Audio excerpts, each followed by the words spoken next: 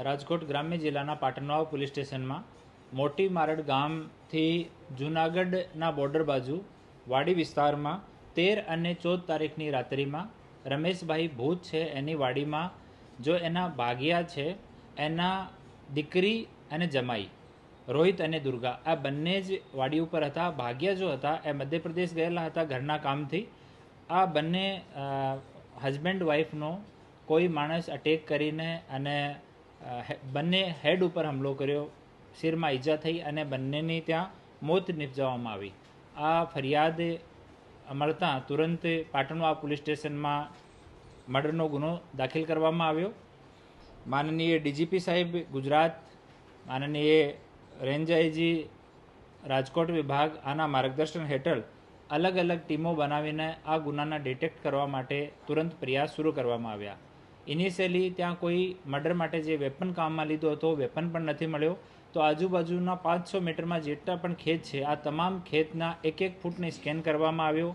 જેટલા વાડી વિસ્તારમાં જે નાના નાના ઘર બનેલા છે, ઓરડી બનેલી છે, આ તમામને ચેક કરવામાં આવી. આજુબાજુના 5 કિલોમીટરમાં જેટલા પણ લોકો રહે છે આ તમામ લોકોને વેરીફાઈ કરવામાં આવ્યા.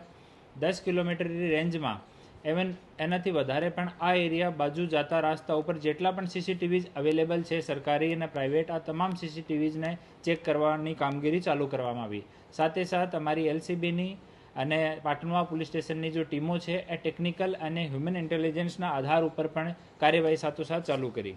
બાતમી આધારે આ જાણવા મળેલ કે આમાં જો આરોપી સુરેશ કમલેશભાઈ બારિયા છે જે બાજુના ખેતરમાં ભાગ્યા તરીકે રહે છે. આ મરણ જનાર જો બહેન છે, દુર્ગા નામ છે એનું, એની સાથે 3 વર્ષથી પ્રેમ સંબંધમાં હતા અને લગ્ન કરવાની ઈચ્છા રાખતા હતા, પરંતુ આના પારિવારિક કારણોસર એનો લગ્ન મરણ જનાર સાથે થઈ શકેલ નથી. અને 1.5 વર્ષ પહેલાં આ રોહિત નામનો જે માણસ છે જેની સાથે ડેથ થઈ એની સાથે આ મૃતકાનો લગ્ન થઈ ગયેલ. તો જ્યારે આ મૃતકાના ફાધર એમપી ગયેલા હતા ત્યારે એ બંને હસબન્ડ વાઈફ રોહિત અને દુર્ગા ત્યાં વાડીમાં હતા અને દવા છાંટવા માટે એ 2 લોકોને બહારથી બોલાયા હતા, જેમાં એક આ આરોપી જે છે આ આરોપી હતા. તો દિવસમાં જ્યારે આ પોતાની પ્રેમિકાને એના પતિ સાથે જોઈ તો આનો ખાર રાખી રાત્રિમાં હુમલા કરવાનો વિચાર કર્યો અને એક મજબૂત પાઇપ લઈને રાત્રિમાં 12 વાગ્યાની આજુબાજુમાં આવ્યો અને ત્યાં પહેલાં સૂતેલા પતિ ઉપર હુમલો કર્યો અને એની મોત નિપજાવું. પછી જો દુર્ગા છે એના ઉપર હુમલો કર્યો. બંનેને ઓન ધ સ્પોટ બંનેની ડેથ થઈ ગઈ.